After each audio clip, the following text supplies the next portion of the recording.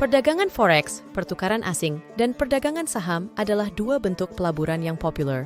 Kedua-duanya melibatkan pembelian dan penjualan untuk mendapatkan keuntungan, tetapi terdapat perbezaan asas yang membezakan kedua-duanya. Memahami perbezaan ini dapat membantu pedagang memilih pasaran yang sesuai dengan matlamat dan gaya perdagangan mereka. Apakah perbezaan utama antara forex dan saham? Pertama, pasaran dan instrumen.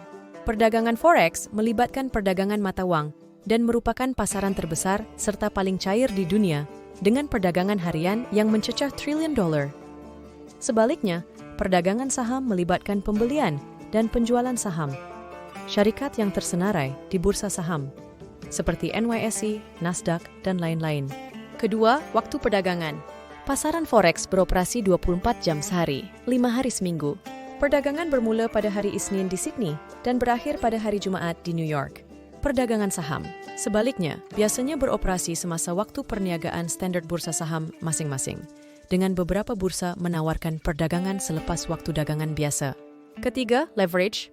Perdagangan forex menawarkan leverage yang lebih tinggi, yang membolehkan pedagang mengawal jumlah uang yang lebih besar dengan pelaburan kecil, meningkatkan potensi keuntungan dan risiko.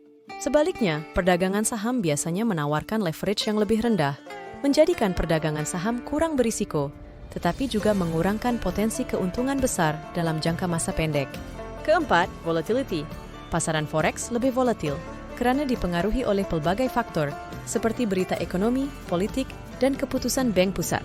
Pergerakan harga dalam pasaran forex boleh menjadi cepat dan tajam.